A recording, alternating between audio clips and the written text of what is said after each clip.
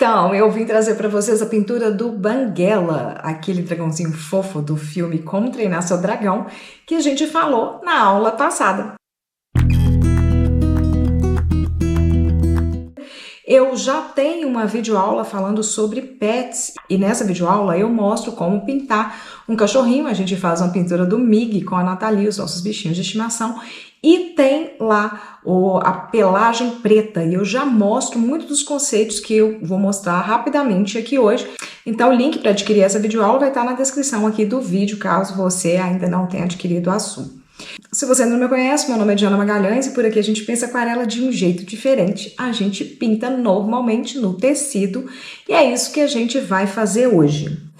Então, vocês lembram que no vídeo passado eu mostrei para vocês como que o preto que a gente enxerga nem sempre é só preto, né? Então, olha só, eu trouxe para vocês aqui uma referência do Banguela, mas não importa, tá, gente? Eu estou aproveitando que a gente está nessa fase aqui em casa, a Cecília é muito animada, né, com o filme, mas eu trouxe para que vocês entendam que isso aqui vocês podem aplicar em qualquer animalzinho, bichinho preto que vocês vão pintar por aí, tá? Então, ó, vamos lá, vamos reparar aqui novamente como que o que a gente enxerga, o que o cérebro da gente decodifica como preto, na verdade, tem uma reflexão das luzes do ambiente, assim como é o branco também, né?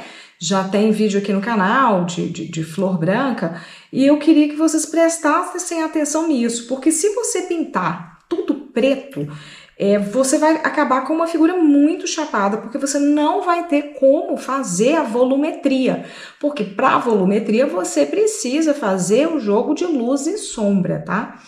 Então, para ser fidedigno, e aqui a gente não vai fazer uma imagem realista, mas para a gente conseguir essa volumetria, a gente vai ter em mente que o preto, ele vai refletir também as cores do ambiente. Então, se você reparar aqui na nossa referência, aqui do lado direito, o bichinho recebe uma luz quente. Então, o que a gente enxerga aqui, ó, tá muito mais próximo desses tons mais amarronzados, o tom que tem mais amarelo na sua composição.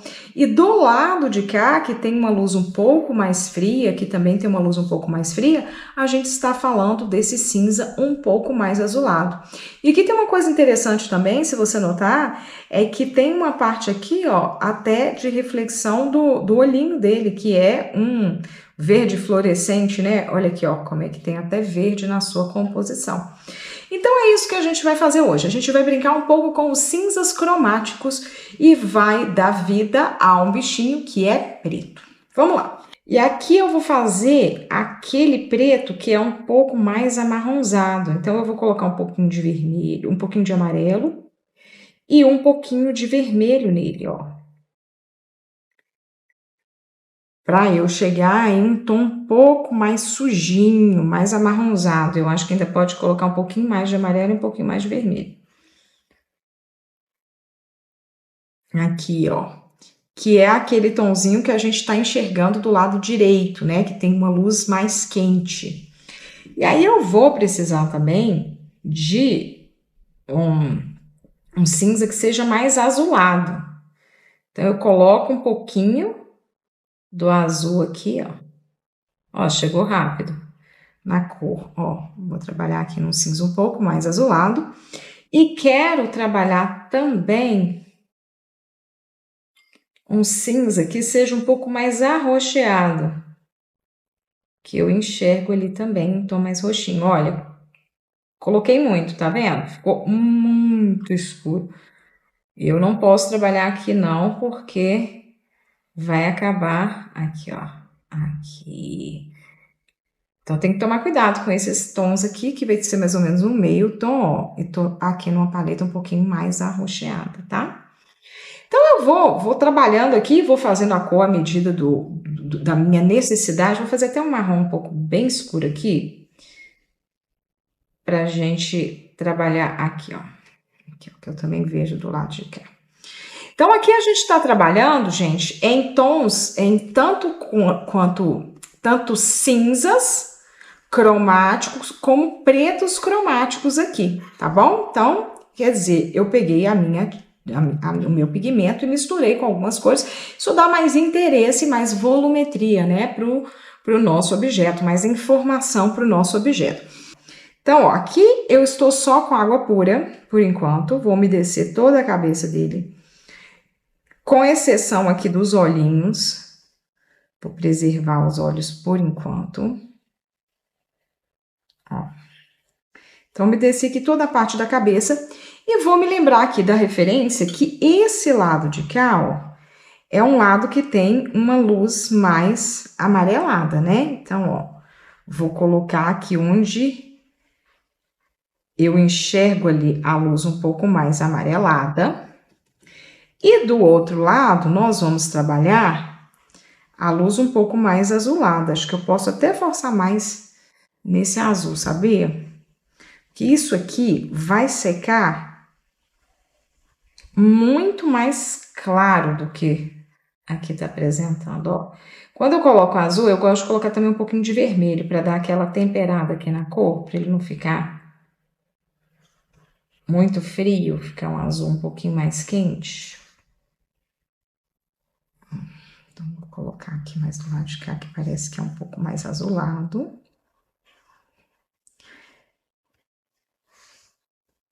E essa mescla aqui, ó, é interessante dela acontecer, tá? Então, gente, qual que é a lógica aqui? Na aquarela, a gente pinta do claro para o escuro. Então, eu vou sempre colocar as minhas cores mais claras primeiro. Então, eu faço primeiro a luz e depois é que eu faço a sombra, né? Eu já estou aproveitando essa umidade aqui, por isso que eu já fiz aquela cor aqui um pouco mais concentrada. Vou voltar com ela aqui, ó. Preciso de um tom mais amarronzado aqui. Ó, eu já vou aproveitando aqui e já vou dando essa volumetria. De novo, aqui a gente não vai fazer uma pintura realista, mas mesmo que não seja uma pintura realista, é importante a gente se atentar para alguns detalhes que acabam trazendo volume aqui para o nosso bichinho, né? Então, aqui, ó, desse lado, eu vou usar esse tom aqui mais acinzentado. Estou respeitando que desse lado a luz que pega nele é um pouco mais fria, né?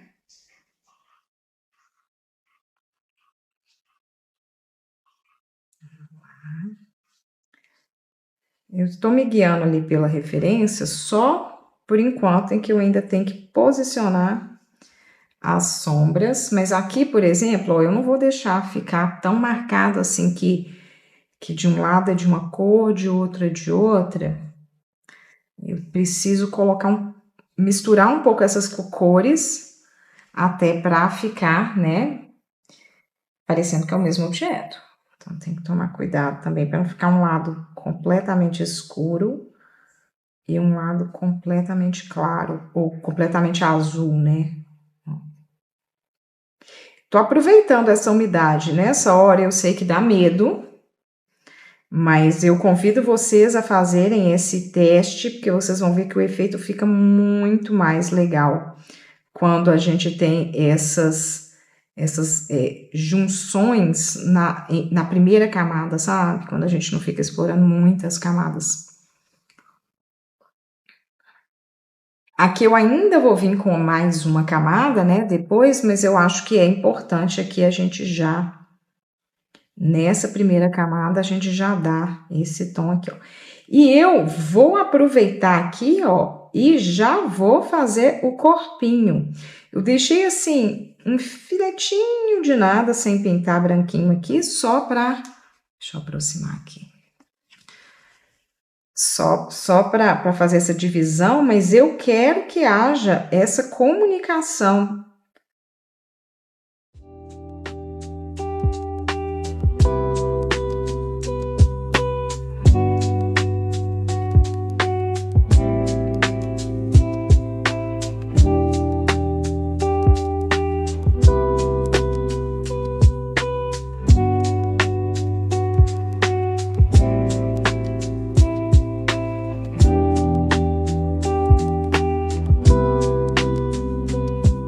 gente, eu vou fazer o seguinte, eu vou ter uma segunda camada depois, mas antes eu vou colocar um pouquinho de sal. Vou colocar sal aqui, ó, onde ele tem mais uma textura, né, umas escaminhas, segundo a Cecília, é quase um Vzinho aqui, ó, na testinha dele. Ela fica me orientando. Não, mamãe, não é assim. Aqui na patinha eu sei que tem também. Então, ó, vou colocar um pouquinho de sal para dar essa texturinha de escama. E aí eu vou secar com o secador. Aí, ó, olha aqui como que a textura fica legal. Bom, então aqui pro olhinho dele, eu vou só preservar esses branquinhos aqui, que eles tão grandes, dá para eu preservar, ó. Mas eu vou passar também por onde seria a pupila, tá?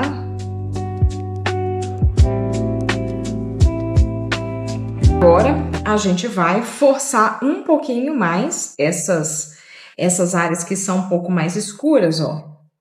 Só que com um tom diluído ainda, gente. Eu não vou pegar o preto puro, porque senão eu vou apagar tudo isso que eu fiz aqui.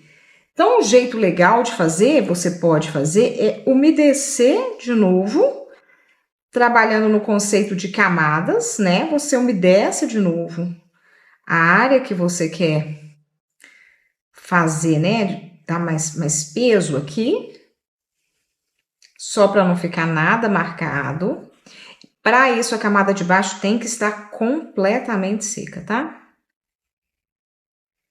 Porque senão vai virar um grande borrão. Então, você seca, coloca a mão no toque, se você sentir alguma umidade, você continua secando. Ó, então tá aqui, tá tudo muito úmido. E aqui agora eu posso voltar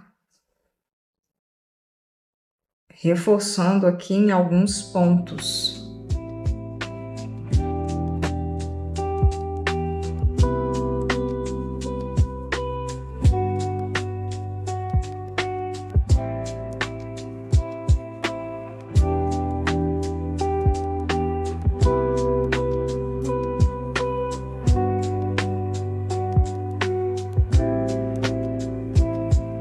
Essa cor aqui tá bem escura, mas eu ainda assim vou colocar um azul para ficar um preto cromático. Eu vou fazer essa pupila, então agora essa tinta tá bem densa, tá? Vou vir com ela aqui bem densa.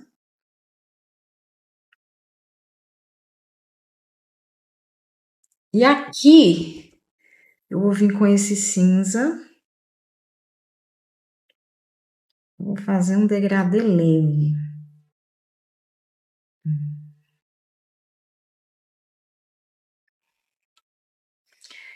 Você consegue enxergar o verde que está lá atrás, ó. Isso é muito legal.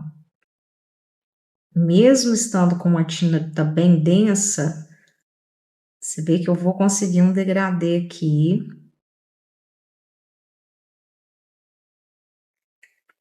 E não vai ficar aquela coisa chapada, isso dá volumetria, ó. Dá mais informação nos meus escuros. Ó, agora eu posso pegar aquele preto lá e colocar só aqui em cima, ó. Olha como que ganhou mais vida esse olhinho. Olha aqui. Pode ir construindo camadas se você sentir necessidade, mas de novo, você tem que ir pegando a tinta bem diluída, tá? E aí você pode vir, por exemplo, com essa tinta diluída e com água pura, ó, e suavizar ela em alguns detalhes, que já é água pura. Eu tô com aquela tinta minha, aquele cinza azulado, e ó, água pura aqui agora. Então, você pode fazer várias camadas, não tem problema. Se você está trabalhando um pet que você quer dar esse contraste, não tem problema nenhum, desde que você se lembre de ir trabalhando aos poucos para que você consiga manter essa transparência, ó.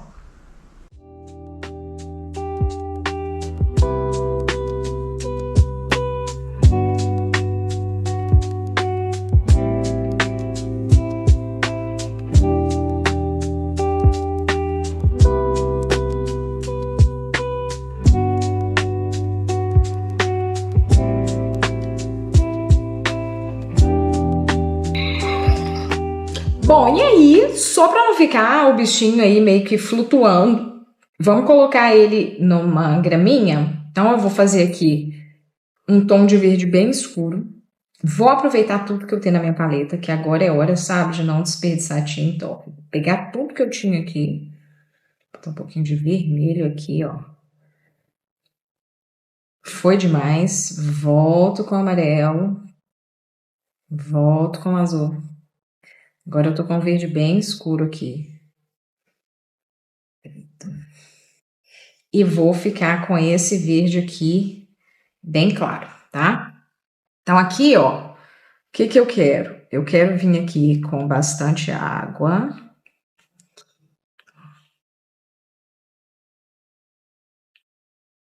Aproveitar essa partezinha aqui também. Vamos colocar ele, vamos assentar o bichinho, né? É a mesma lógica de fazer fundo, quando eu falo para vocês, que às vezes vocês precisam fazer um fundo depois da pintura, ou como isso aqui é muito mais claro, não tem problema eu passar um pouquinho por cima de onde que tá o desenho, não. Só para não ficar marcado, não parecer que é um recorte, né? Ó, então, vem massageando aqui o meu pincel aqui na trama do tecido e vou fazendo, colocando, depositando a tinta, e agora eu venho aqui, colocar um pouquinho de água nela só. Sem medo aqui, gente, sem medo de ser feliz. Vem cá e deixa essa mescla acontecer, não fica mexendo nisso aqui. Vocês vão ver como que isso seca bonito, tá? Vamos pegar um pouco de respingos, porque eu acho legal, eu gosto, mas você vê aí o que faz sentido na sua linguagem. Agora, ainda que você não faça esses respingos maiores, faça uns de água pura aqui, para ter mais textura nessa parte.